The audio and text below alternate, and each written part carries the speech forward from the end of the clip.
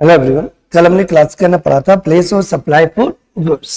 Place of supply for goods दो sections पढ़े थे, सेक्शन 10 और सेक्शन 11। अपन आगे बात करते हैं सेक्शन 12 की। सेक्शन 12 ऑफ ये पहली बात तो CGST नहीं, पूरा का पूरा चैप्टर किस पर बेस्ड है? IGST। तो section 12 of the IGST act 2017। Now we are talking about services. यदि अपन कोई भी गुड्स यदि सप्लाई करते हैं तो प्लेस ऑफ सप्लाई जो भी कैलकुलेट होगा वो सेक्शन 10 और 11 के अकॉर्डिंग होगा। और यदि अपन ने कोई भी सर्विसेज यदि प्रोवाइड की और जो प्लेस ऑफ सप्लाई यदि आपको डिटरमाइन करना है तो सेक्शन 12 और सेक्शन 13। सेक्शन 12 एप्लीकेबल होगा यदि, ध्यान से सुनना, सप्लायर एंड रेसिपिएंट, जो सर्विसेज सप्लाई कर रहा है जो सर्विसेज रिसीव कर रहा है, दोनों का लोकेशन इंडिया में होना चाहिए। यदि सप्लायर और रेसिपिएंट दोनों में से एक का भी लोकेशन यदि इंडिया के बाहर हुआ तो सेक्शन 12 एप्लीकेबल नहीं होगा, सेक्शन 13 वुड बी एप्लीकेबल। तो ये समझ में आ गई एप्लीकेबिलिटी। क्या समझ में आ गई? एप्लीकेबिलिटी मीन सेक्शन 12 कब अप्लाई होता है? सेक्शन 12 अप्लाई होता है जब सप्लायर और रेसिपिएंट दोनों का लोकेशन इंडिया में। वैसे तो अपने को ऑलरेडी पता है, फिर भी मैं बार बार चेक करता रहता हूं कि ये जो प्लेस ऑफ सप्लाई है ये हमें डिटरमाइन करना ही क्यों है। ये तो समझ में आ गया कि जो प्लेस ऑफ सप्लाई है वो गुड्स के लिए कैलकुलेट किया जाएगा सेक्शन 10 और 11, सर्विसेज के लिए डिटरमाइन किया जाएगा सेक्शन 12 एंड 13। लेकिन प्लेस ऑफ सप्लाई डिटरमाइन करना ही क्यों है? जिनसे पूछूंगा ओनली वही। प्लेस ऑफ सप्लाई डिटरमाइन करना ही क्यों है? रेनी, विधि,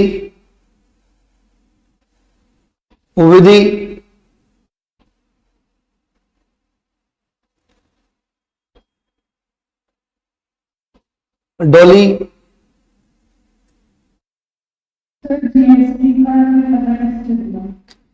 यस, प्लेस ऑफ सप्लाई में इसलिए डिटरमाइन करना है कि जो जीएसटी है वो कौन सा जीएसटी हमें लगाना है, वो IGST लगाना है या CGST प्लस HGST लगाना है या UTGST लगाना है, वो डिटरमाइन करने के लिए। क्योंकि IGST लगेगा या CGST प्लस HGST और UTGST लगेगा, वो डिपेंड करता है कि जो सप्लाई है वो इंटर स्टेट है या इंट्रा स्टेट है। और यदि आपको याद सेक्शन 7 और सेक्शन 8 वहां पे क्लियरली दिया हुआ है कि जब भी आप इंटर स्टेट या इंट्रा स्टेट डिसाइड करोगे तो दो फैक्टर होते हैं, एक सप्लायर का लोकेशन और दूसरा प्लेस ऑफ सप्लाई। रेसिपिएंट नहीं, रेसिपिएंट इनडायरेक्टली है। तो एक आप सप्लायर का लोकेशन देखते हो, दूसरा आप क्या देखते हो? Place of supply. दूसरा क्या है? तो place of supply is very important to determine कि जो भी सप्लाई की जा रही है वो इंटर स्टेट है या इंट्रा स्टेट है, इसलिए हमें प्लेस ऑफ सप्लाई डिसाइड करना होता है। बाकी कहानी तो आपको पता ही है, ये भी अपन ऑलरेडी बात कर चुके हैं, लेकिन बार बार रिपीट करता हूं जिससे आपकी माइंड में लॉजिक ध्यान हो, ये सीक्वेंस बननी चाहिए।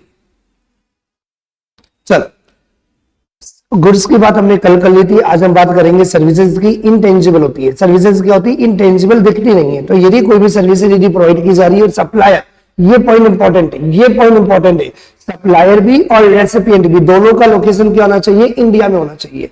तब आपका सेक्शन 12 एप्लीकेबल होगा। और यही सेक्शन 12 सब सेक्शन 1 है, एप्लीकेबिलिटी। क्या बोलते हैं इसको? एप्लीकेबिलिटी। कि सेक्शन 12 अप्लाई कब होगा? सेक्शन 12 तभी अप्लाई होगा यदि सर्विसेज का सप्लायर और सर्विसेज का रेसिपिएंट दोनों इंडिया में लोकेटेड हो। आगे कंटिन्यू करते हैं। Section 12 sub section 2। अब आपको क्या करना है एज ए स्टूडेंट? आपको सर्विसेज के नाम याद करना होगा क्योंकि there number of services are there. तो अब आपको ये देखना पड़ेगा कि कौन कौन सी सर्विसेज के लिए क्या क्या प्लेस ऑफ सप्लाई माना जाएगा। तो मैं प्रैक्टिकली आपको सर्विसेज भी दिखाता रहूंगा। तो बेसिकली सेक्शन 12 सब सेक्शन 13 से लेके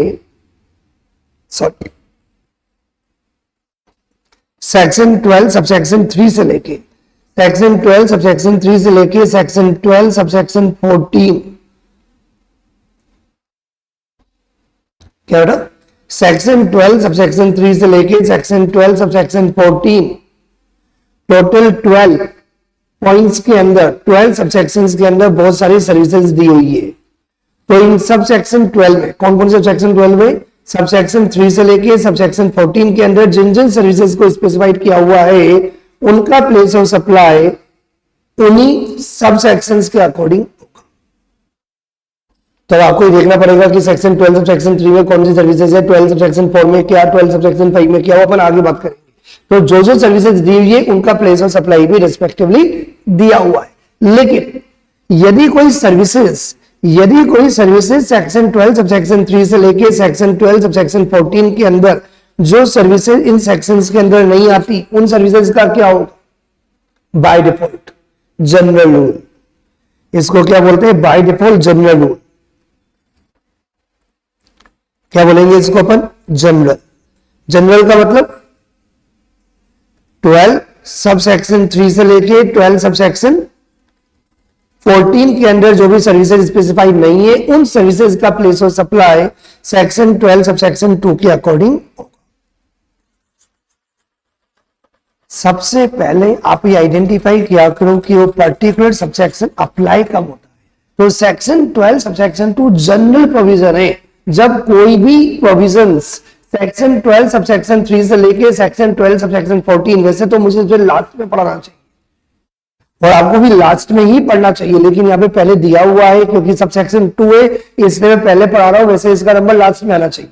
पहले आपको देखना चाहिए कि 12(3) में क्या सर्विसेज है, 12(4) में क्या है, 12(5) में क्या है, फिर 12(3) से लेके 12(14) के अंदर जो जो सर्विसेज मेंशन नहीं है ओनली उन्हीं के लिए प्लेस ऑफ सप्लाई 12 सबसेक्शन 2 के अकॉर्डिंग डिटरमाइन किया जाएगा। और ये क्या कहता है, यदि रेसिपिएंट, क्या बेटा, यदि रेसिपिएंट जीएसटी में रजिस्टर्ड पर्सन है, if services made to a registered person, if services made to a registered person, जिसको आप सर्विसेज प्रोवाइड कर रहे हो वो क्या है, रजिस्टर्ड पर्सन। तो इजी लैंग्वेज में आप क्या बोल सकते हो, if recipient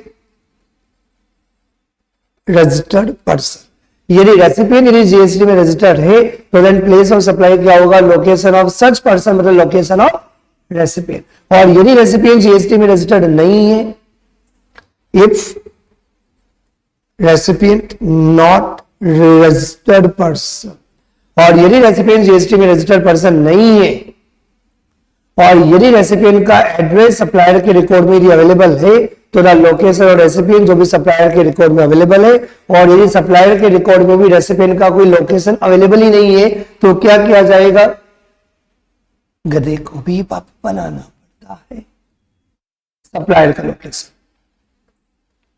सर क्या डिसाइड कर रहे हो आप, प्लेस ऑफ सप्लाई। तो सेक्शन 12 सबसेक्शन 3, सेक्शन 12 सबसेक्शन 3 से लेके 12 सबसेक्शन 14 के अंदर जो जो सर्विसेज मेंशन नहीं है तो उनके लिए जनरली रूल अप्लाई होता है सेक्शन 12 सबसेक्शन 2। ये क्या कहता है, यदि रेसिपिएंट जीएसटी में रजिस्टर्ड है, सर बोलो, यदि रेसिपिएंट जीएसटी में रजिस्टर्ड पर्सन है तो लोकेशन ऑफ रेसिपिएंट, और यदि रेसिपिएंट जीएसटी में रजिस्टर्ड नहीं है,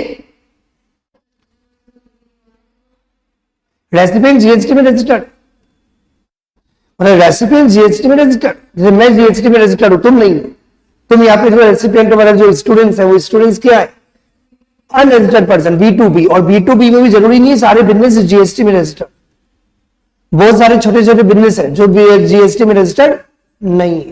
तो यहाँ पे उन्हीं बिजनेस की बात की जा रही है जो जीएसटी में रजिस्टर्ड। पहली बात, बिजनेस टू कंज्यूमर, कंज्यूमर तो कभी जीएसटी में रजिस्टर्ड होता नहीं है, जो बिजनेसमैन होते हैं वो जीएसटी में रजिस्टर्ड हो सकते हैं, वो भी जरूरी नहीं सारे बिजनेस जीएसटी में रजिस्टर्ड। तो यदि आपने कोई सर्विसेज प्रोवाइड की और जो रेसिपिएंट जीएसटी में रजिस्टर्ड है, जब जीएसटी में रजिस्टर्ड है तो लोकेशन और रेसिपिएंट जो भी जीएसटी में रजिस्टर्ड वाला जो लोकेशन है वो, और यदि जीएसटी में रजिस्टर्ड नहीं है, जीएसटी में रजिस्टर्ड नहीं है तो देन जो सप्लायर के रिकॉर्ड में जो भी रेसिपिएंट का एड्रेस अवेलेबल है वो लोकेशन, और यदि वो भी केस एप्लीकेबल नहीं है तो क्या किया जाएगा, सप्लायर का जो लोकेशन है वही प्लेस ऑफ सप्लाई मान लिया जाएगा। Clear everyone? Section 12 subsection 2 clear everyone?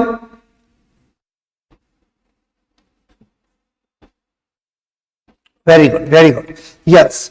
अब मजा आएगा, मैं ये याद रखना, ये मैं वापस से बताऊंगा, कब बताऊंगा नहीं, पूछूंगा। कब पूछूंगा? जब सेक्शन 12(3) से लेके 12(14), जब आपको ज्यादा बढ़िया समझ में आएगा। तो 12(3) से लेके 12(14) के अंदर जो सर्विसेज दे रखी है, तो उनका प्लेस और सप्लाई तो उन रेस्पेक्टिव प्रोविजन के अकॉर्डिंग होगा। लेकिन जो भी सर्विसेज 12(3) से लेके 12(14) के अंदर कवर्ड नहीं होती, उनका क्या किया जाए? 12(2). तो उसमें क्या देखना होता है? रेसिपिएंट जीएसटी में रजिस्टर्ड है तो लोकेशन और रेसिपिएंट, यदि रेसिपिएंट जीएसटी में रजिस्टर्ड नहीं है तो सप्लायर के रिकॉर्ड में जो रेसिपिएंट का जो एड्रेस अवेलेबल है वो लोकेशन और रेसिपिएंट, और यदि वो भी केस एप्लीकेबल नहीं है तो सप्लायर का जो लोकेशन है वही प्लेस ऑफ सप्लाई मान लिया जाएगा ना। अब ध्यान से देखना मैं क्या क्या सर्विसेज बता रहा हूं जिससे कि तुम लोग प्रैक्टिकली इन्वॉल्व हो पाओ।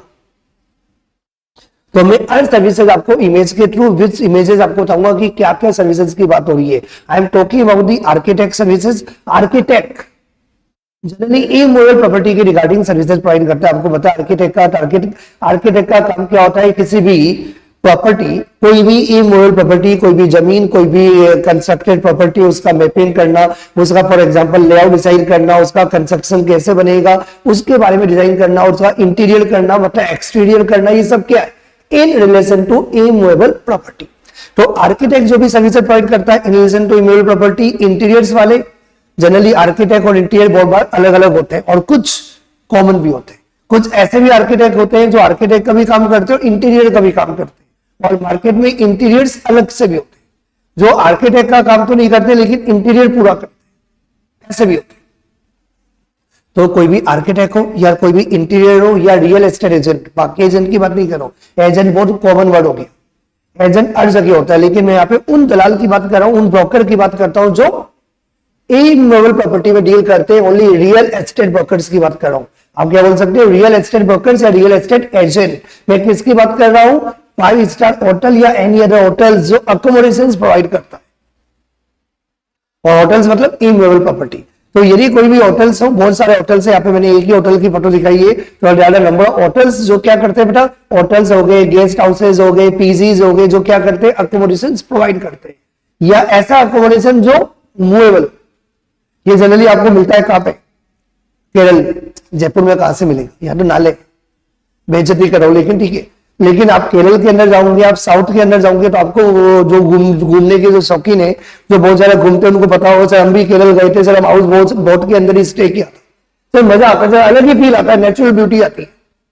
ये भी स्टे करने के लिए, वो वाली बोट नहीं है चलाने वाली, स्टे वाली बोट की बात कर लो, क्योंकि अकोमोडेशन की बात हो रही है। किसकी बात हो रही है? अकोमोडेशन। ये मूव नहीं करती, ये मूव नहीं करती, ये एक ही जगह स्टे होता है for the purpose of accommodation. तो हाउस बोट या होटल सर अभी आपने लिया था, वो मैंने अकोमोडेशन के पर्पज के लिए लिया था। ये देखिए आपको समझ में आ गया होगा, फॉर द पर्पज ऑफ, आपने होटल बुक किया क्यों? Marriage, culture program, get together, kitty party, कुछ भी हो सकता है। तो यदि कोई भी होटल यदि आपके द्वारा बुक किया जा रहा है for not for the purpose of accommodation, for the purpose of any culture programs, any get together, any parties, any birthday celebrations, sort of. यदि आपने कोई खाली जमीन, हमने देखा होगा रविंद्र मंच तो बना बनाया बिल्डिंग है, तो वो भी आप ले सकते हो। फॉर एग्जांपल जो अमरूदों का बाग है, जो फॉर एग्जांपल जो ओपन है, जो ओपन एरिया या एज वेल जो आपके बैंक्वेट हॉल है, अपन कल्चर प्रोग्राम्स के पर्पज के लिए भी क्या करते हैं? उसको रेंट पे लेते हैं। क्या करते हैं? बिल्डिंग को रेंट पे लेते हैं। जैसे अपना बिरला ऑडिटोरियम हो गया for the purpose of official seminar, RIC, अभी गवर्नमेंट ने बहुत शानदार सेमिनार वो बनाया banquet hall for the purpose of official seminar, RIC, Rajasthan international convention centre. कोई खाली जमीन आपने ले ली माता का जगराता करने के लिए रात भर, बहुत एग्जांपल दे दिए। ये जितने भी एग्जांपल दिए, चाहे कोई खाली जमीन हो, चाहे कोई बनी बनाई बिल्डिंग हो, मतलब in relation to common word immovable property. तो यदि किसी भी इमूवेबल प्रॉपर्टी, सुनना बात ध्यान से, यदि किसी भी इमूवेबल प्रॉपर्टी की रिगार्डिंग यदि कोई भी आर्किटेक्ट हो या इंटीरियर हो या होटल वाला हो या हाउस बोट भी हो सकती है, या फॉर एग्जांपल कोई भी सर्विसेज यदि प्रोवाइड की जा रही है, तो then what is a place of supply? Services provided in relation to immovable property. 4 point है जो मैं ऑलरेडी बता चुका हूं, यहां पे पूरा का पूरा दिया हुआ है। सर्विसेज प्रोवाइडेड, जो कीवर्ड है ना वो क्या है? Immovable property. तो यदि इमूवेबल प्रॉपर्टी के रिगार्डिंग यदि कोई भी सर्विसेज प्रोवाइड की जाती है, चाहे वो आर्किटेक्ट के द्वारा हो, इंटीरियर एक्सपर्ट के द्वारा हो, या रियल एस्टेट एजेंट ब्रोकर के द्वारा हो, या लोडिंग दी अकोमोडेशन हो। अकोमोडेशन कहां होता है? नाले में होता है, ये मैं बोलता मजाक करता है। तो अकोमोडेशन कौन कौन प्रोवाइड करते हैं? कोई होटल वाला भी हो सकता है, कोई गेस्ट इन भी हो सकता है, गेस्ट हाउसेज या होम स्टे क्लब या कैंप साइट। आपने देखा हो ना, कैंप लगते हैं बहुत सारे, जैसलमेर के अंदर, जोधपुर के अंदर, आपको पता है। तो यदि कोई भी अकोमोडेशन यदि प्रोवाइड किया जा रहा है, कितने पॉइंट हुए? 2। या कोई भी अकोमोडेशन प्रोवाइड किया जा रहा है किसी इमूवेबल प्रॉपर्टी में, लेकिन क्या करने के लिए? ऑर्गेनाइजिंग। अभी जो अपने बात की थी वो अकोमोडेशन प्रोवाइड किया जाता है for the purpose of stay, और यहाँ पे जो बात कर रहा हूं कि आपने वो जो इमूवेबल प्रॉपर्टी बैंक्वेट हॉल लिया, लेकिन क्यों लिया? कोई मैरिज करने के लिए, कोई रिसेप्शन के लिए, कोई ऑफिशियल प्रोग्राम के लिए, कोई सोशल प्रोग्राम के लिए, कल्चरल प्रोग्राम के लिए, रिलीजियस प्रोग्राम के लिए, बिजनेस फंक्शंस के लिए। समझ में आ रही बात? आपने किसी भी इमूवेबल प्रॉपर्टी को बुक किया for the purpose of any program या any service relating to ABC, ये सी पॉइंट है। टोटल कितने पॉइंट हो गए? 4 पॉइंट हो गए। मुझे लगता है समझ में आ गया। क्या समझ में आया? किसी भी इमूवेबल प्रॉपर्टी के रिलेशन में यदि कोई भी आर्किटेक्ट या इंटीरियर या रियल एस्टेट ब्रोकर यदि कोई भी सर्विसेज प्रोवाइड कर रहा है कंस्ट्रक्शन के रिगार्डिंग, या कोई मैप के रिगार्डिंग, या कोई भी अकोमोडेशन प्रोवाइड किया जा रहा है किसी भी गेस्ट हाउसेज के अंदर, कैंप के अंदर, क्लब के अंदर, या सोशल या कल्चर या सॉर्ट ऑफ प्रोग्राम्स करने के लिए इमूवेबल प्रॉपर्टी को बुक किया जा रहा है, या इनसे कनेक्टेड जो सर्विसेज को प्रोवाइड करने के लिए यदि कोई भी इमूवेबल प्रॉपर्टी बुक की जा रही है, तो इमूवेबल प्रॉपर्टी के रिलेशन में यदि कोई भी सर्विसेज प्रोवाइड की जाती है तो प्लेस ऑफ सप्लाई क्या होगा? सप्लायर और रेसिपिएंट दोनों का लोकेशन इंपॉर्टेंट नहीं है। क्या बेटा? सप्लायर और रेसिपिएंट दोनों का लोकेशन इंपॉर्टेंट नहीं है। इंपॉर्टेंट क्या है? Where the property is situated. जैसे एग्जांपल, आर्किटेक्ट जयपुर का है, और आर्किटेक्ट जो रेसिपिएंट है जिसकी प्रॉपर्टी है वो भी जयपुर का है, लेकिन उसकी प्रॉपर्टी गोवा में, और गोवा के अंदर क्या बना रहा है? रिजॉर्ट बना रहा है। तो उसने आर्किटेक्ट की सर्विसेज ली जयपुर का, जो पर्सन है वो भी जयपुर का, लेकिन उसकी इमूवेबल प्रॉपर्टी कहां लोकेटेड है? गोवा। तो प्लेस ऑफ सप्लाई क्या माना जाएगा? जयपुर नहीं माना जाएगा, गोवा माना जाएगा। Where immovable property is located और intended to be located. For example, मैं Chinmay Jain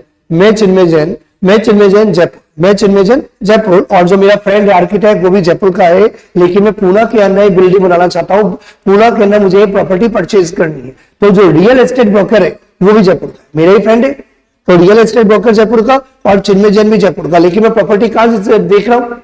Pune.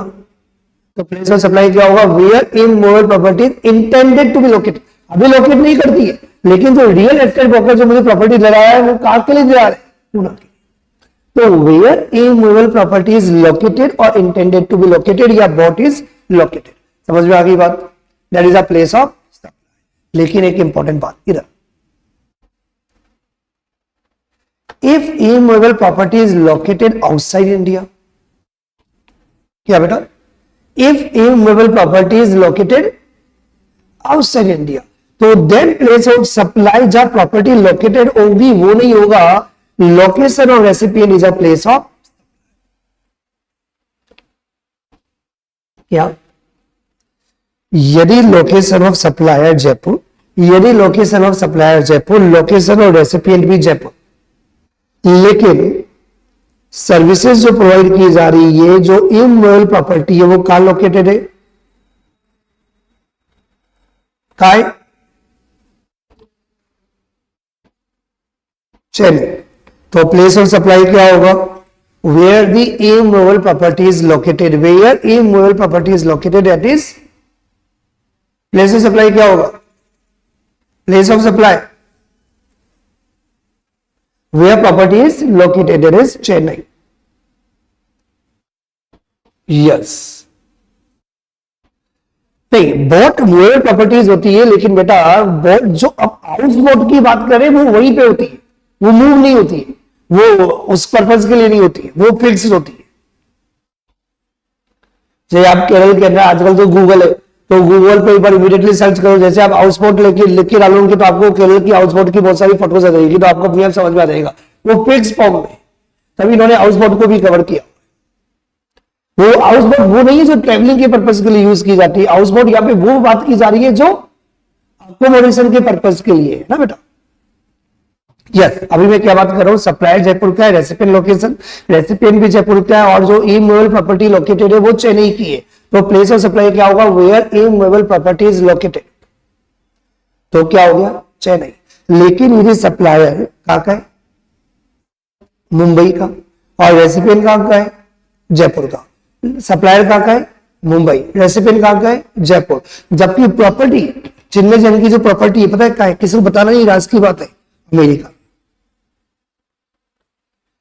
If immovable property is located outside India, if immovable property is located outside India, intended to be located outside India, then place of supply जहां property located है वो नहीं होगा location of recipient. Place of supply क्या होगा, location of recipient, that means Jaipur. Difference समझ में आया बेटा? Good morning everyone.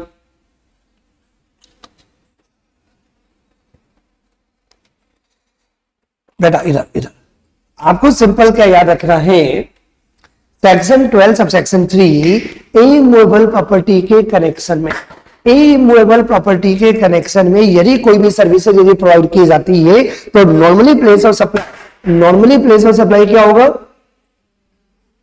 Where immovable property is located. लेकिन यदि इमूवेबल प्रॉपर्टी यदि इंडिया के बाहर लोकेटेड है तो दैट इमूवेबल प्रॉपर्टी का लोकेशन नहीं, place of supply location of recipient, location of recipient. समझ में आ गई बात? थोड़ा सा और डीपली जाते हैं क्योंकि तुम लोगों को मेरा स्टाइल पता है, मैं जितना डीपली जा सकता हूं, जितना पोस्टमार्टम हम कर सकते हैं क्लास के अंदर हम उतना ट्राई करते हैं। यदि सप्लायर अमेरिका का, अपने आर्किटेक्ट अमेरिका का लिया, प्रॉपर रेसिपिएंट जयपुर का, लेकिन immovable property is located in Delhi, what is a place of supply, पूर्वी Pareek. According to section 12 sub section 3 Purvi Parik what is a place of supply, Delhi. Prachi Agarwal,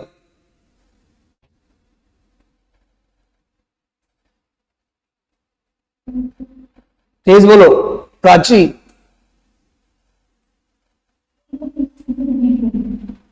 डोली,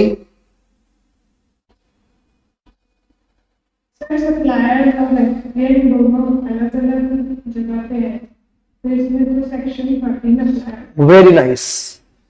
सेक्शन 12 अप्लाई ही नहीं होगा तो यहाँ पे आपको लिखना पड़ेगा, वैसे तो एग्जाम में ये नहीं लिखना पड़ेगा, सेक्शन 13 जब पढ़ा हुआ होगा तो अपन प्लेस ऑफ सप्लाई बता सकते हैं, अभी तो अपन पढ़ ही रहे। अभी हम क्या पढ़ रहे थे, सेक्शन 12(3), तो इसलिए जानना जरूरी था कि सेक्शन 12(3) इस केस में एप्लीकेबल नहीं होगा क्योंकि थोड़ी देर पहले मैंने बताया था, क्या बताया था, आ जाओ, सेक्शन 12 तभी एप्लीकेबल होगा चाहे प्रॉपर्टी कहीं भी लोकेटेड हो, उससे भी मतलब नहीं, सप्लायर और रेसिपिएंट दोनों इंडिया में। क्या बेटा, सेक्शन 12 के प्रोविजन तभी एप्लीकेबल होंगे जब सप्लायर का लोकेशन भी, बोलो मेरे साथ, सप्लायर का लोकेशन भी और रेसिपिएंट का लोकेशन भी दोनों इंडिया में होना चाहिए। और यहाँ पे मैंने जो एग्जांपल लिया, ध्यान से देखो बेटा एग्जांपल को, मैंने तुम लोगों को कहा था मैं बहुत डिटेल में पढ़ाता हूं। यहाँ पे सप्लायर अमेरिका में है और रेसिपिएंट जयपुर में, और दोनों में से एक का भी लोकेशन यदि आउटसाइड इंडिया है तो then place of supply section 12 नहीं, सेक्शन 13 वुड बी एप्लीकेबल। मुझे लगता है सबको समझ में आ गया। कोई doubt to anyone in the class?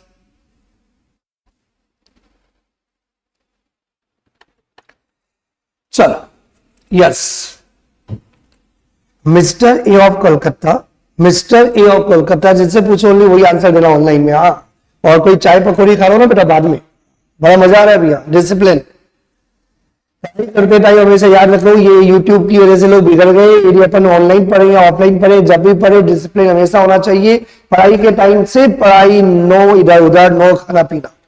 Mister of Kolkata having the land in Delhi, having the land in Delhi, उसने आर्किटेक्ट बेंगलुरु, आर्किटेक्ट बेंगलुरु को कांटेक्ट किया, भैया मेरी जमीन दिल्ली में है, मैं कोलकाता का रहने वाला हूं, बढ़िया सी ये बिल्डिंग बनवा दो। उसका मैप बना के दे दो मुझे।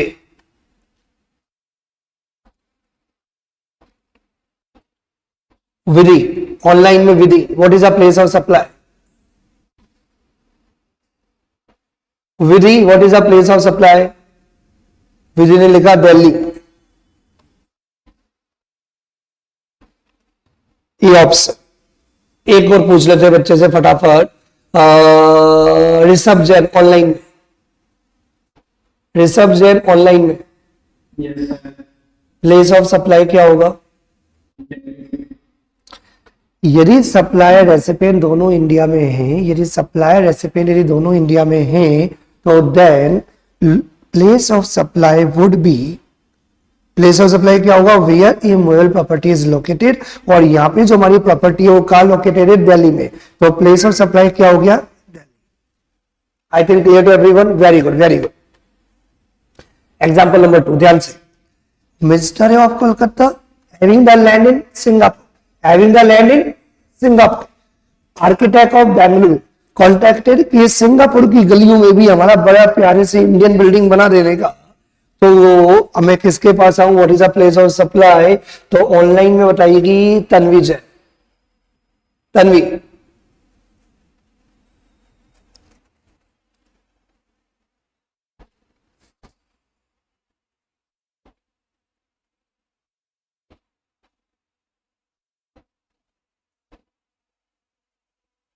तन्वी ऑनलाइन में, Tanvi.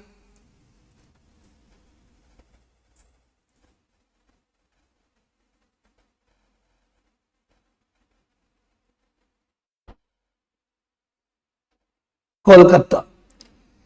If A movable property is located outside India, तो देन ए मूवेबल प्रॉपर्टी का लोकेशन नहीं, place of supply would be location of recipient, that means Kolkata. Very good, very nice. मतलब तुम लोगों को समझ में आ गया है। अपन आगे बढ़ते हैं, एक और एग्जांपल है, टाइम वेस्ट नहीं करेंगे। Minister of Kolkata having the land in Delhi, having the land in Delhi, architect of America, architect of America, what is the place of supply? कौन बताएगा?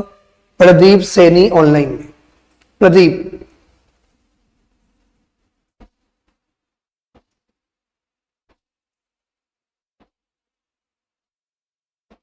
निशा,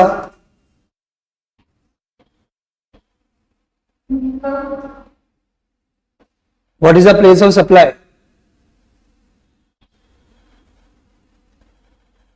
प्रदीप ने बताया place of supply Delhi. Nisha, यदि सप्लाई या रेसिपिएंट, यदि सप्लाई या रेसिपिएंट दोनों में से एक का भी लोकेशन यदि इंडिया के बाहर हुआ,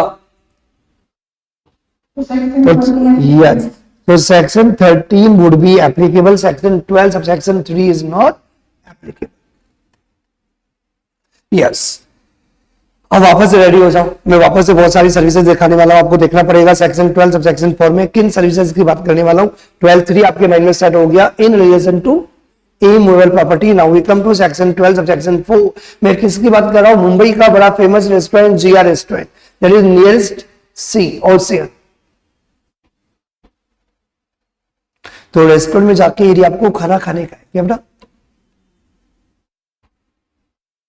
तो बुला लो, आजा आजा आजा आजा। तो रेस्टोरेंट चल चल के आएगा आपके मुंबई से जयपुर।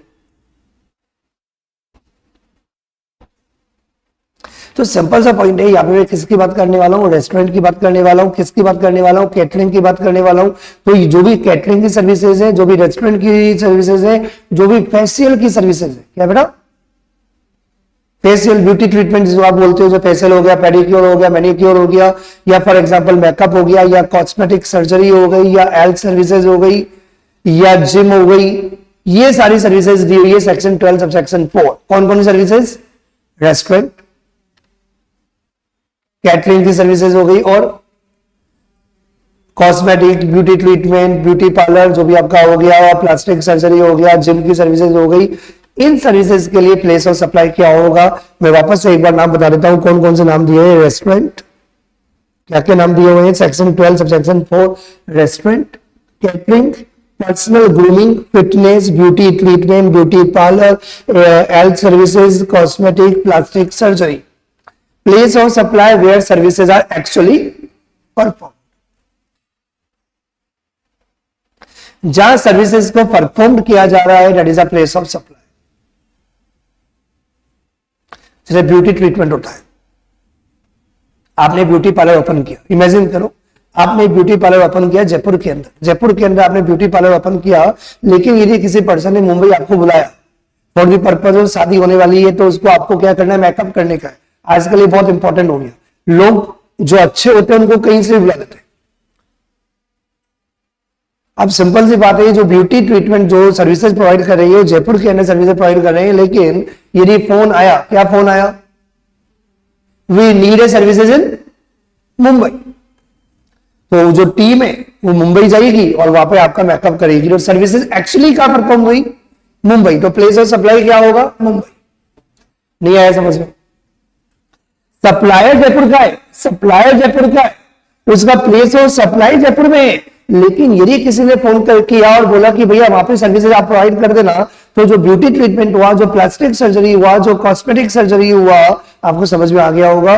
तो यदि कोई भी रेस्टोरेंट हुआ, कैटरिंग भी आपको पता है इंडिया के अंदर आप कहीं भी कैटरिंग प्रोवाइड कर सकते हो, तो जो भी restaurant, catering, personal grooming, beauty treatment, health services, cosmetic, plastic surgery, इन सर्विसेज के लिए प्लेस ऑफ सप्लाई क्या होगा, where services are actually perform. बोलो, where services are actually perform, that is a place of supply. Again take example number 1, mister of Kolkata. ये कौन सा area बेटा, राजस्थान का बड़ा प्यारा सा डेजर्ट एरिया, जो विंटर में बड़ा फेमस हो जाता है। आपको पता है विंटर में जगह नहीं मिलती, आप दिसंबर में जाओगे आपको जगह नहीं मिलेगी, ना जैसलमेर में ना जोधपुर में, दोनों फेमस है। तो mister A of Kolkata went to Jaisalmer, कहा गया वो, जैसलमेर, किसके लिए, घूमने के लिए, लेकिन इसको जिम की आदत है। किसकी आदत है, तो वहां पे जिम था, कौन सा वाला, वो एनी टाइम वाले होते ना, एनीवेयर, तो वहां पे उसने क्या किया, जिम में गया और जिम के अंदर एक्सरसाइजेस की। तो what is the place of supply, where services are actually perform. तो ये सर्विसेज एक्चुअली कहां परफॉर्म हुई है, आप रहने वाले कोलकाता के, उससे इंपॉर्टेंट नहीं है, ये आपने सर्विसेज एक्चुअली परफॉर्म कहां हुई है, जैसलमेर। तो प्लेस ऑफ सप्लाई क्या होगा, जैसलमेर। समझ में आया कि नहीं आया एवरीवन?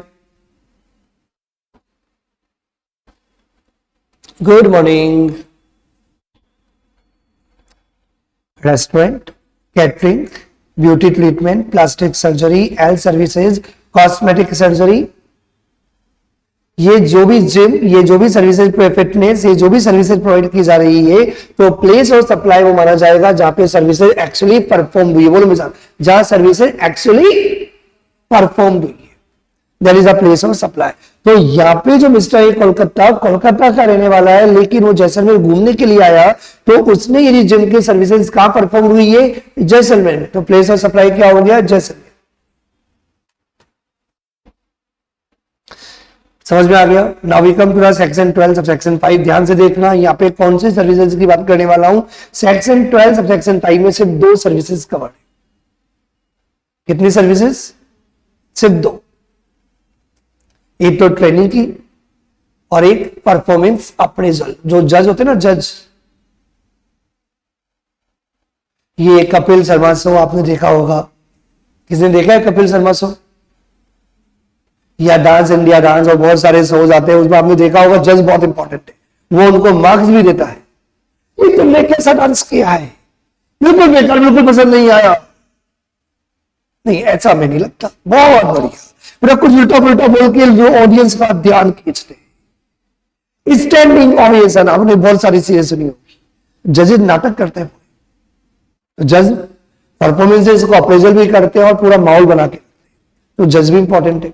ट्रेनिंग एजुकेशनल भी हो सकती है, ट्रेनिंग मोटिवेशनल भी हो सकती है। यदि आपने देखा होगा बहुत सारे मोटिवेशनल स्पीकर्स हैं, लाइक सोनू शर्मा, संदीप माहेश्वरी, तो जो मोटिवेशनल स्पीकर्स हैं उनकी भी बात हो रही है, और साथ में जो एजुकेशनल ट्रेनिंग देते हैं, like for example time to time technology change हो रही है, तो जो एआई, तो मार्केट में इस समय जो कंपनीज है वो मार्केट में जो एआई यूज करना जानते हैं, चैट जीपीटी यूज करना जानते हैं, उनको बुलाते हैं कि हमारे स्टाफ को आप क्या करो, ट्रेन करो।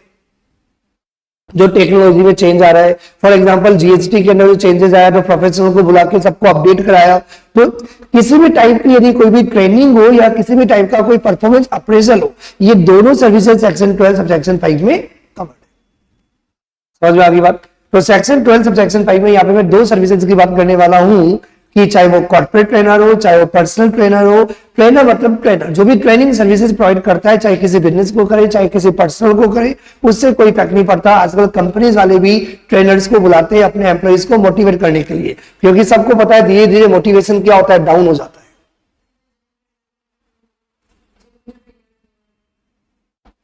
ट्रेनर जो भी इंडिपेंडेंटली ट्रेनिंग प्रोवाइड कर रहा है, लेकिन जनरली जिम के अंदर जो ट्रेनर होते हैं वो एम्प्लॉइज होते हैं, वो सर्विसेज प्रोवाइड नहीं करते। लेकिन जो इंडिपेंडेंटली सर्विसेज प्रोवाइड कर रहा है एम्प्लॉय नहीं होना चाहिए, वो तो आपको पता है। Employ are not supplies. तो एम्प्लॉय के अलावा यदि कोई इंडिपेंडेंटली यदि ट्रेनिंग देता है, जैसे मैंने भी यहाँ पे क्या किया, संदीप माहेश्वरी को बुला लिया ट्रेनिंग प्रोवाइड करने के लिए, तो मैं ट्रेनिंग दे रहा है how to keep motivated always, और हमेशा डिजायर बनी रहे। कि बोर्ड पर बच्चे बोलते हैं सर हम बहुत डिमोटिवेटेड हो जाते हैं, पढ़ने का मन नहीं करता, नॉर्मल सी बात है। ऑफिस के अंदर भी इंसान डिमोटिवेटेड हो जाता है। सबसे इंपॉर्टेंट क्या चीज होती है, हमेशा मोटिवेटेड रहना, लास्ट तक मोटिवेटेड रहना। भटक जाता है इंसान फ्रेंड्स के साथ घूमने फिरने के अंदर, पार्टीज के अंदर, मस्ती के अंदर, तो बार बार टारगेट को याद करना, तो ये सिर्फ बच्चों के साथ नहीं होता, ये हर जगह होता है। तभी तो आपने देखा होगा कुछ लोग बहुत सक्सेसफुल होते हैं, लेकिन कुछ लोग सक्सेसफुल नहीं होते। जो सक्सेसफुल नहीं होते इसका मतलब ये नहीं है कि वो कैपेबल नहीं है, वो कैपेबल है लेकिन में डिजायर नहीं, वो मोटिवेटेड नहीं रहे। तो मोटिवेशनल स्पीकर्स भी है, एजुकेशनल ट्रेनर्स भी है। और ट्रेनर्स कौन से होंगे, फॉर एग्जांपल गवर्नमेंट के नए नए लॉज आ गए तो उसके अंदर अमेंडमेंट हो गया, कंपनी लॉ के अंदर अमेंडमेंट आ गया, सेबी के अंदर आ गया, तो फॉर एग्जांपल अकाउंटिंग की आपने अपडेट्स कर दिया, या for example number of days. समझ में आ रहा है मैं क्या कहना चाह रहा हूं? तो यदि कोई भी ट्रेनिंग सर्विसेज यदि प्रोवाइड की जाती है या कोई भी परफॉर्मेंस अप्रेजल यदि की जाती है, तो उसके लिए प्लेस ऑफ सप्लाई क्या होगा। लेकिन मैं आपको डायरेक्टली प्लेस ऑफ सप्लाई बताने से पहले आपके दिमाग में क्वेश्चन रेज करता हूं, फिर बताऊंगा।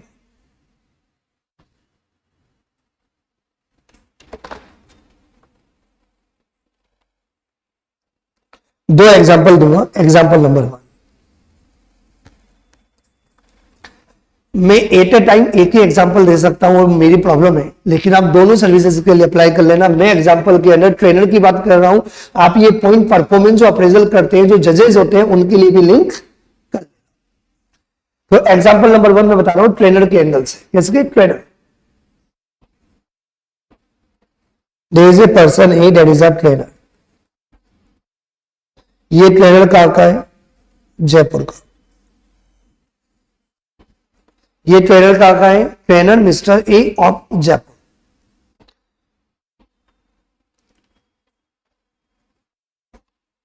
There is a company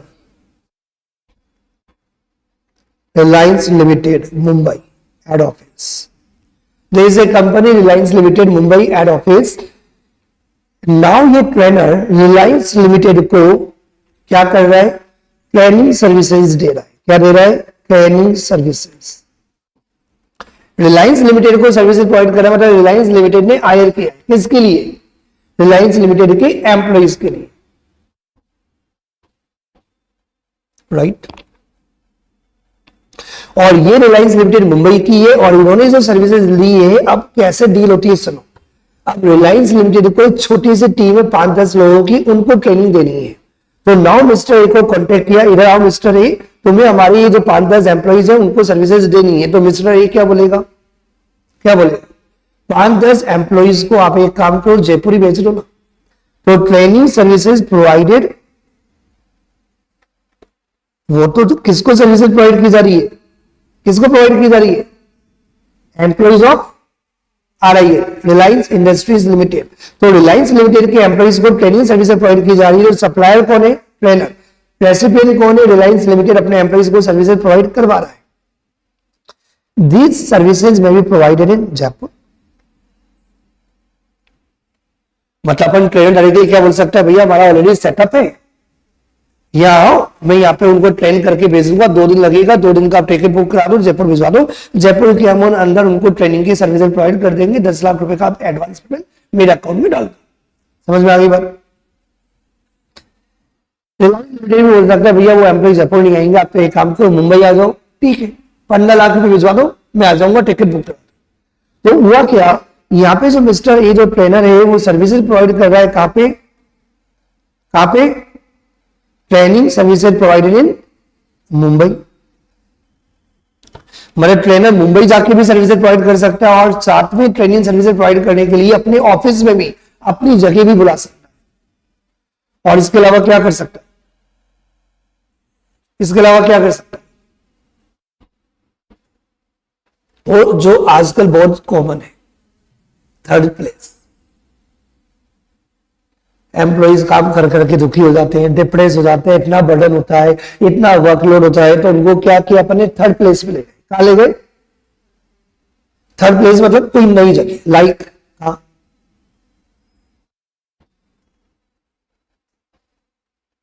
Kerala.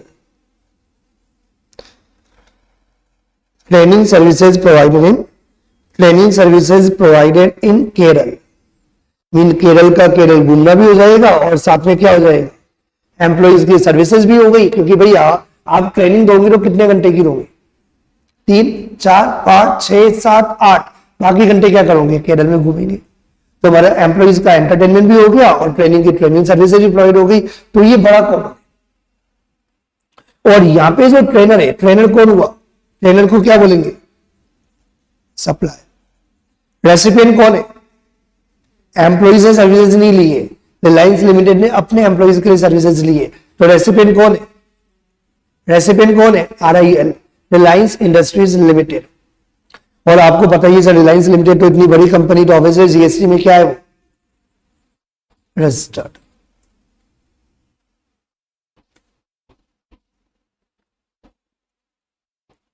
ये समझ में आया, क्या ऐसा हो सकता है, क्या ऐसा हो सकता है, बिल्कुल ऐसा ही होगा।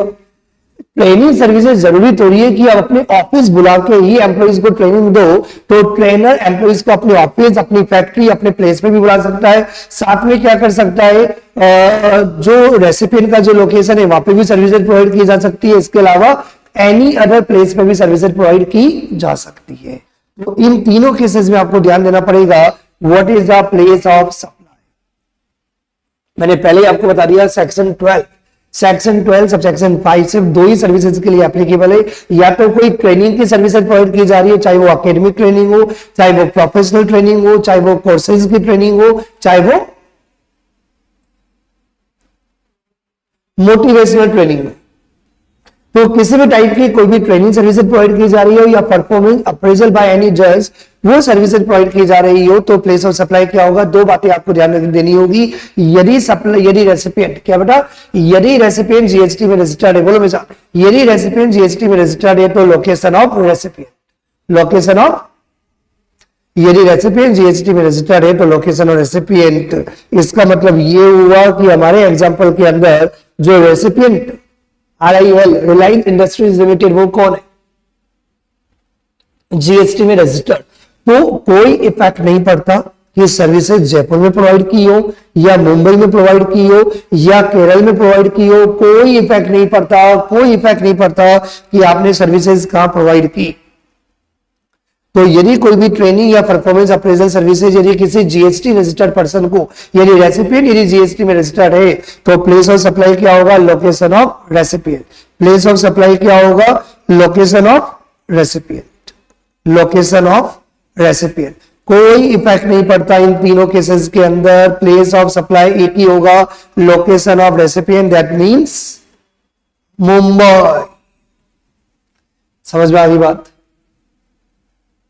गुड मॉर्निंग, समझ में आ रहा है सबको।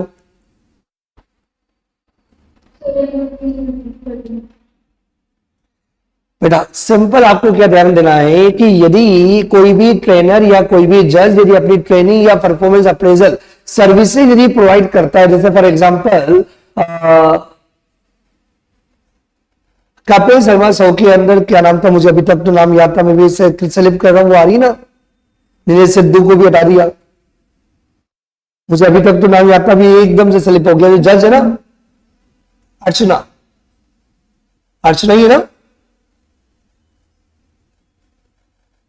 Hello, Yes, sir. हाँ, तो अब फॉर एग्जांपल परफॉर्मेंस सर्विसेज यदि प्रोवाइड कर रही है और वो जज वाला जो कंसेप्ट है वो फॉर एग्जांपल कहीं भी हो सकता है, क्योंकि आपको पता ही कि जजेस इंडिया में घूमते रहते हैं वहां पे उनकी परफॉर्मेंस अप्रेजल करने के लिए, तो जहां वो अपनी सर्विसेज प्रोवाइड कर रहे हैं वो नहीं, यदि उनको कॉन्टेक्ट किसने किया, वो किसके लिए काम करती है, सोनी के लिए काम करती है। और सोनी कौन, जीएसटी में रजिस्टर्ड पर्सन। तो परफॉर्मेंस अप्रेजल सर्विसेज उन्होंने किसको प्रोवाइड की, सोनी को। सोनी उनको देता है पेमेंट मंथली, उसके लिए तो काम करती है। अभी तो वो हमेशा क्या करते हैं, वाह मजा आ गया, आज तक ऐसे परफॉर्मेंस कभी देखी ही नहीं, और पूरा एंजॉय करते हैं। किसके लिए, सोनी के लिए। तो यदि रेसिपिएंट जीएसटी में रजिस्टर्ड है, यदि रेसिपिएंट जीएसटी में रजिस्टर्ड है, तो ट्रेनिंग की या परफॉर्मेंस अप्रेजल आपने कहीं भी प्रोवाइड किए सर्विसेज, कोई इफेक्ट नहीं पड़ता। प्लेस ऑफ सप्लाई क्या होगा, जहां सर्विसेज प्रोवाइड की वो नहीं, लोकेशन ऑफ रेसिपिएंट। यदि रेसिपिएंट जीएसटी में रजिस्टर्ड है, बेशक बोलना पड़ेगा, यदि रेसिपिएंट जीएसटी में रजिस्टर्ड है तो place of supply location of recipient. समझ में आ गई बात। लेकिन यदि रेसिपिएंट जीएसटी में रजिस्टर्ड नहीं है, एग्जांपल चेंज कर देता हूं,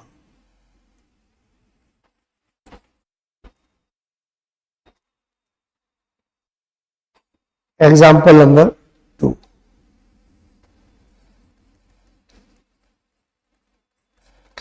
there is a person, that is a Mr. A of Jaipur. There is a person, Mr. A Jaipur, there is a supplier trainer. ये अपनी सर्विसेज प्रोवाइड कर रहा है, services provided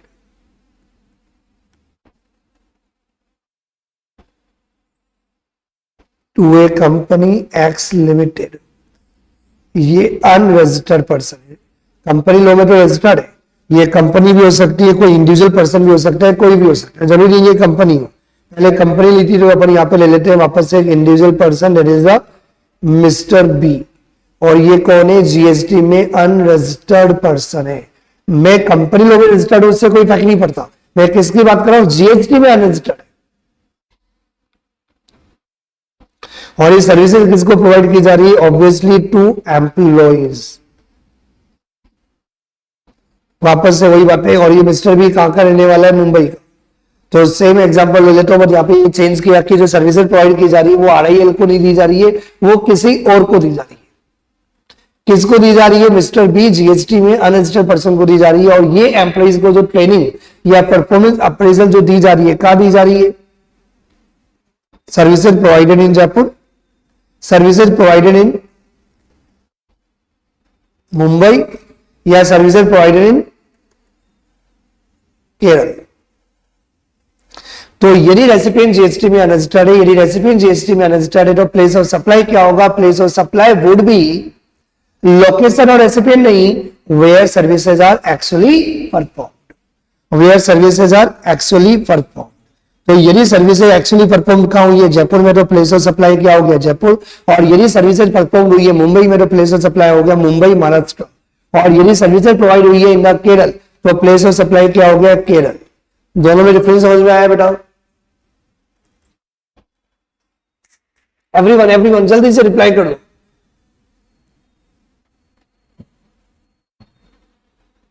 yes, very good, सबका reply आ गया है, very good. फटाफट देखो बेटा, दो बातें आपको ध्यान रखनी है कि यदि ट्रेनिंग या परफॉर्मेंस अप्रेजल की यदि कोई भी सर्विसेज प्रोवाइड की जा रही है, जिसको मैं सर्विसेज दे रहा हूं, वो जो मेरे से सर्विसेज अवेल कर रहा है, जो मेरे को जो पेमेंट दे रहा है, जिसने मुझे एग्रीमेंट किया है मेरे साथ, वो सर्विसेज जिस पर्सन को प्रोवाइड कर रहा हूं, यदि रेसिपिएंट जीएसटी में रजिस्टर्ड है, तो लोकेशन रेसिपिएंट, चाहे सर्विसेज आप कहीं भी प्रोवाइड करो।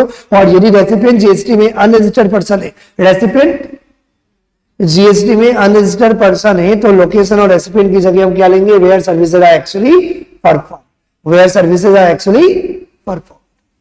समझ में आ गई बात।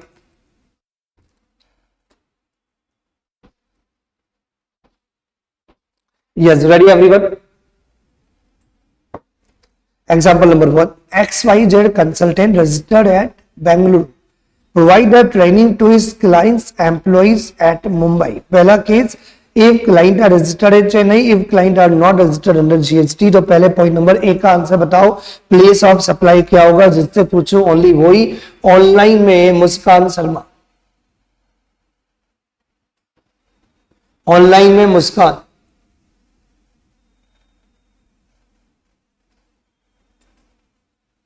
ऑनलाइन में भूमि,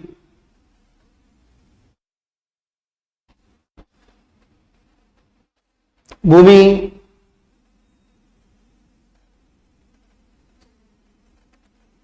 सर बेंगलुरु, बेंगलुरु। क्यों? क्योंकि इसमें जो ऐसा है वो प्रोवाइड करवाना है। मुझे एक चीज बताओ बेटा, सप्लायर कौन है, रेसिपिएंट कौन है? एग्जाम्पल को ध्यान से देखो, सप्लायर कौन है? सप्लायर है एक्स वाई जेड कंसल्टेंट, ठीक है। और ये कहां का है? बेंगलोर। और रेसिपिएंट सर्विसेज किसको प्रोवाइड की जा रही है? क्लाइंट को प्रोवाइड की जा रही है, दैट इज क्लाइंट कहां का है? Clients are registered at Chennai. Clients are registered at Chennai. Clients are registered at Chennai. और ये जो सर्विसेज प्रोवाइड की जा रही है, सर्विसेज कहां प्रोवाइड की जा रही है? Services provided in at Mumbai, in Mumbai, Mumbai, Mumbai. ये क्वेश्चन दिया हुआ है। अब बताओ आपस में प्लेस ऑफ सप्लाई क्या होगा? मुंबई। क्यों? Place of supply would be the where services are actually performed. नहीं, एक बार वापस देखो प्रोविजन। यदि कोई भी ट्रेनिंग या जजमेंट परफॉर्मेंस अप्रेजल की यदि सर्विसेज आपने प्रोवाइड की, यदि रेसिपिएंट सप्लायर नहीं, पॉइंट टू बी नोटेड। तुमने क्या बोला? सप्लायर जीएसटी में रजिस्टर्ड है, सप्लायर जीएसटी में रजिस्टर्ड है तभी तो टैक्स देगा। समझ में आई बात? यदि सप्लायर जीएसटी में रजिस्टर्ड है तो टैक्स कैसे देगा ही नहीं। तो सप्लायर जीएसटी में रजिस्टर्ड है, यानी मैंने कभी उसकी बात नहीं की। मैं किसकी बात करता हूं? किसकी बात करता हूं? तो यहां पे जो मैंने एग्जांपल लिया, जो क्वेश्चन था तुम्हारे सामने, तो रेसिपिएंट कौन है? क्लाइंट। और क्लाइंट कहां रजिस्टर्ड है? चेन्नई में। तो यदि क्लाइंट रेसिपिएंट जीएसटी में रजिस्टर्ड है तो place of supply would be location of recipient, that means Chennai. Bhumi, समझ में आ गया? यस। ऑनलाइन स्टूडेंट्स दक्ष, तो दक्ष बताएगा पॉइंट नंबर बी में, यदि क्लाइंट जीएसटी में रजिस्टर्ड नहीं है तो प्लेस ऑफ सप्लाई क्या होगा?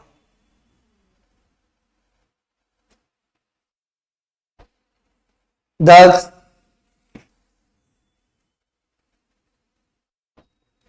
किंजल,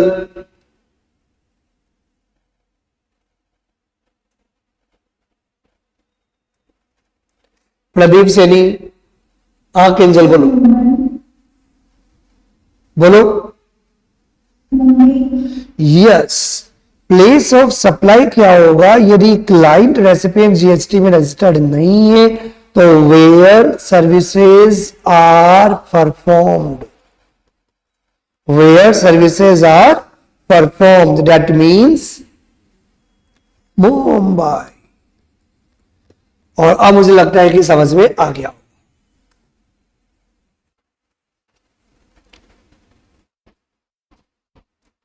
समझ में आ रहा है सबको? एवरीवन?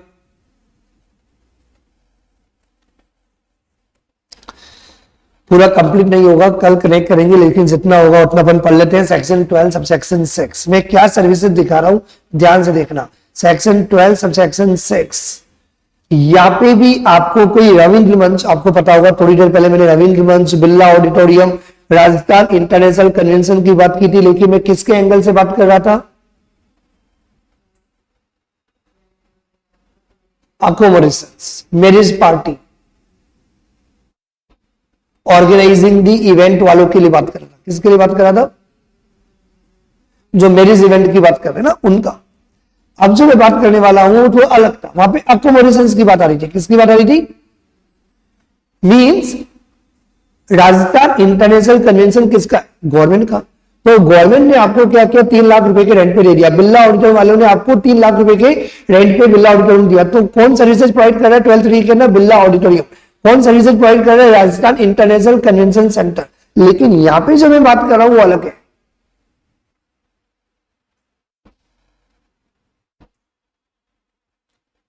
मैंने क्या किया, स्टूडेंट्स आपस में मिल नहीं रहे तो मैंने बच्चों को मिलने के लिए क्या किया, ये सेमिनार करवा दी कि कंपनी सेक्रेटरी का स्कोप पता हो। बच्चे अभी भी साइंस के पीछे भाग रहे हैं बिना मतलब। साइंस पहले ही बहुत आईएएस लीड लेवल पे पहुंच गया है भैया। सीएस की नीड है मार्केट में, नंबर ऑफ कंपनी सेक्रेटरी ज्यादा बनाने, ऐसा आईसीआईसीआई प्रेसिडेंट ने बोला है, लेकिन उतने बच्चे सीएस नहीं कर रहे। तो मैंने क्या किया, सेमिनार करवा दी। लेकिन वो सेमिनार फ्री नहीं रखे। 12th वाले बच्चों को बोला जो भी सेमिनार करेगा हम आपको सीएस का पूरा स्कोप बताएंगे, क्या पैकेजेस मिलता है, क्या क्या स्कोप है, क्या क्या आप काम कर सकते हो। लेकिन वही बच्चे आएंगे जो 1000 रुपए पे करेंगे। तो मैंने क्या किया, बिरला ऑडिटोरियम रेंट पे ले लिया। तो चिन्मय ट्यूटोरियल्स ने बिरला ऑडिटोरियम में सेमिनार कराया और जो सेमिनार जो करवाया उसका टिकट लगा दिया। कितना टिकट लगा दिया? 1000 रुपए पर पर्सन। होता ना, अभी नवरात्रि आएगी तो नवरात्रि मेलाज होते हैं, आपको पता होगा। तो उसके क्या होते हैं? टिकट्स होते हैं। रिजॉर्ट में आप जाते हो तो टिकट्स होते हैं 2000 रुपए पर डे के। डे आउटिंग के होते हैं ना, डे आउटिंग होती है 800 रुपए, 1000 रुपए, 700 रुपए। तो फॉर एग्जाम्पल यदि कोई भी प्रीमाइजेस में एंटर करने के लिए कोई एडमिशन पे चार्जेस लिए जा रहे हैं, वो वाली सर्विस। कौन सी वाली सर्विसेज की बात हो रही है?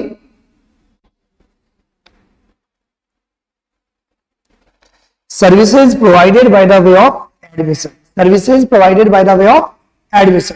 चाहे वो एडमिशन किसी कल्चर प्रोग्राम में हो, चाहे वो आर्टिस्टिक प्रोग्राम में हो, स्पोर्टिव में हो, साइंटिफिक में हो, एजुकेशनल में हो, या एंटरटेनमेंट इवेंट हो, या एम्यूजमेंट पार्क हो, उससे कोई फर्क नहीं पड़ता। कुछ बच्चे कंफ्यूज होंगे सर 12th में और 12th में क्या डिफरेंस है। 12th के अंदर जो प्रॉपर्टी का जो मालिक है,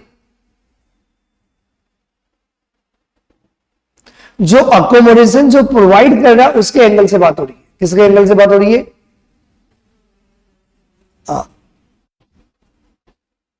आज फॉर एग्जाम्पल तुम्हारा नाम क्या बेटा? तो कोई पर्सन है, मिस्टर एक्स है, मिस्टर वाई, कोई भी नाम ले लो। तो उस पर्सन को क्या करना है, कोई कल्चर प्रोग्राम करना है या गेट टुगेदर करना है। तो गेट टुगेदर करने के लिए आपने क्या किया? आपने कोई होटल बुक करा दिया। तो वो जो होटल जो अकोमोडेशन प्रोवाइड कर रहा है मैरिज पार्टी के लिए या फॉर एग्जाम्पल गेट टुगेदर के लिए, वॉटेवर, तो वो गेट टुगेदर के लिए उसने बुक किया। तो वो कौन सी सर्विसेज हो गई? 12th। अब आपने क्या किया, अपने स्कूल फ्रेंड का गेट टुगेदर किया, लेकिन गेट टुगेदर के लिए आपने क्या किया, सबसे 3-3, 4-4 हजार रुपए ले लिए एडमिशन पे, कि यदि कोई भी अंदर आना चाहता है तो 4000 रुपए का टिकट लगा दिया। जनरली मेलाज में होता है, आईपीएल मैचेस में होता है, प्रो कबड्डी के अंदर होता है। प्रो कबड्डी मैच देखना है तो आपको 4000 का टिकट देना पड़ेगा। आईपीएल मैचेस देने, T20 मैचेस देखने तो आपको देना पड़ेगा। नवरात्रि मेलाज में होता है। और बहुत जगह क्या होता है, रविंद्र मंच में बहुत सारे प्रोग्राम्स होते हैं जहां पे आपको टिकट पे करना पड़ता है।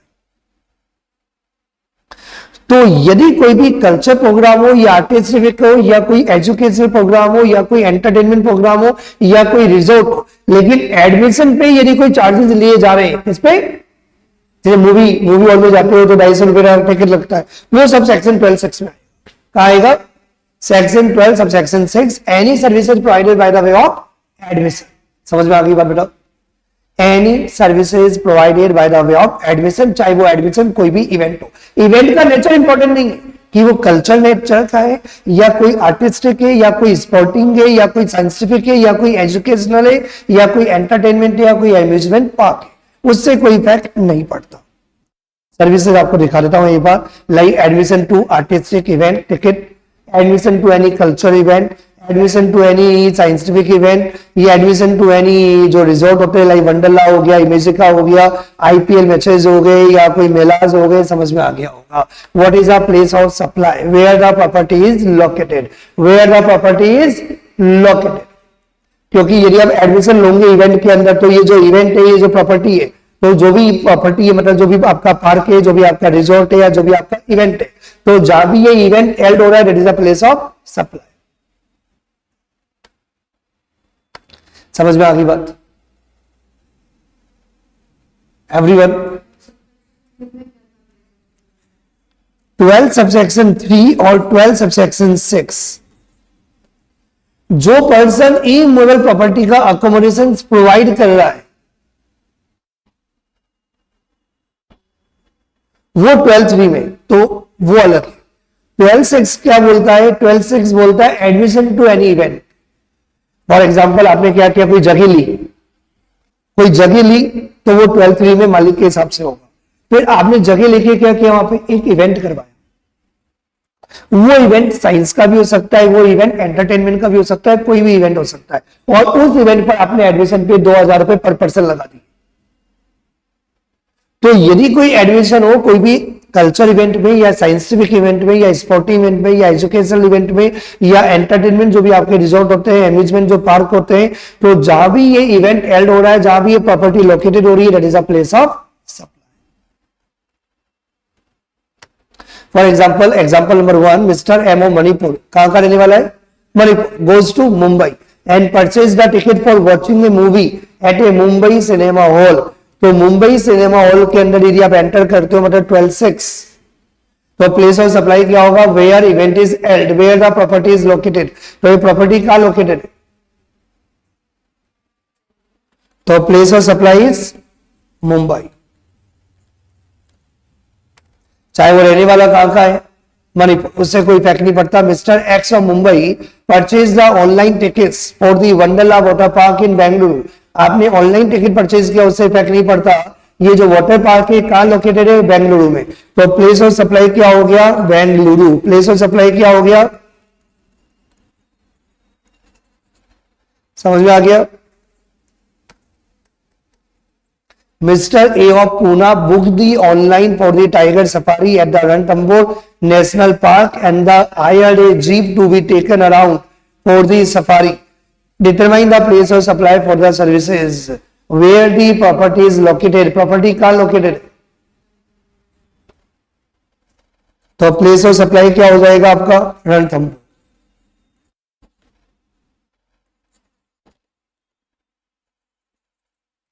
समझ में आया कि नहीं आया? आपको क्या याद रखना है सेक्शन 12 सब सेक्शन 6 के अंदर कि यदि कोई भी सर्विसेज प्रोवाइड की जा रही है, एडमिशन टू एनी इवेंट या एडमिशन टू एनी प्लेस या पार्क, तो where the property is located, where the event is held, that is a place of. ये पॉइंट 12(7) के साथ लिंक होता है, तो कल वापस से लिंक करूंगा, लेकिन जितना मैंने पढ़ाया है ईमानदारी से पढ़ के आना। Bye to all of you. Have a good